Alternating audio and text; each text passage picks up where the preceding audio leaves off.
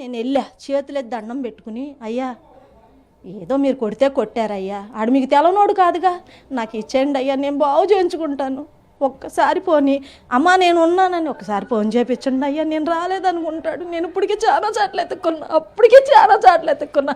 ఆఖరికి గవర్నమెంట్ హాస్పిటల్కి వెళ్ళి నేను ఊరంతా తిరిగి ఎక్కలేని దాన్ని కూడా వాళ్ళు ఎవరో లిఫ్ట్ ఆన్ చేస్తే నేను పైకి వెళ్ళి చూసుకుంటే ఎక్కడా లేడు, పిచ్చి పిచ్చి పిల్లలు ఉన్నారు కానీ పైన నా కొడుకు లేడు. నేను మార్చురీలోకి వచ్చి, అయ్యా ఈ ఫోటో మా అబ్బాయిదేమో చూడండి అయ్యా, ఈ పిల్లోడిని ఏమైనా తీసుకొచ్చారంటే లేదమ్మా అన్నారు. నా కొడుకుని చాలామంది కొట్టారు, చిత్రవద చేశారు, మీరు తెలుసుకోండి, నాకు సరైన న్యాయం చేయండి, నేనేం అడగను, నా బిడ్డ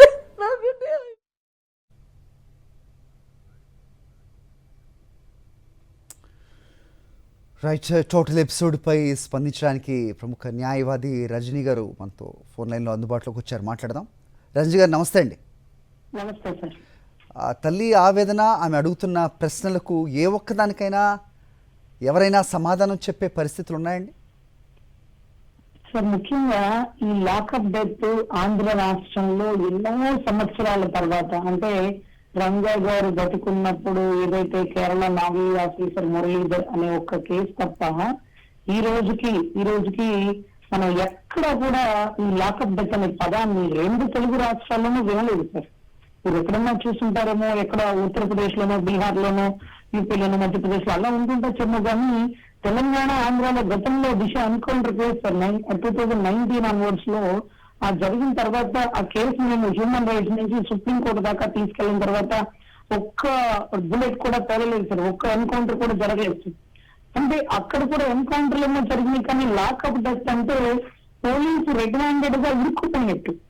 ఈవెన్ ఎన్కౌంటర్ అనుకోండి, అతను మా మీద దాడి చేసినాడు, నేను పెను దాడి చేసినా, ఆ పెను దాడిలో అతన్ని చంపాల్సి వచ్చింది, అనుకోకుండా జరిగిన ఘటన, అతను మమ్మల్ని ఇక్కడ కాల్చినాడు, అక్కడ కాల్చినాడు అని ఇది ఎవరింటి పెట్టిస్తారు. లాకప్ డెత్ అంటే రెడ్ హ్యాండెడ్ గా యావత్తు పోలీస్ డిపార్ట్మెంట్ ఇరుక్కుపోయే పరిస్థితి.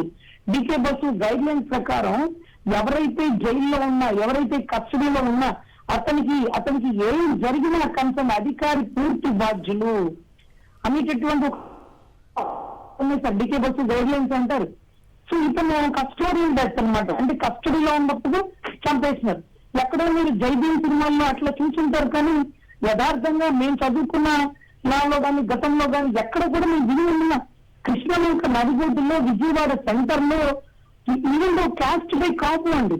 ఇది మనం చాలా చక్కగా మాట్లాడుకోవాలి, మొదలటమేమీ లేదు.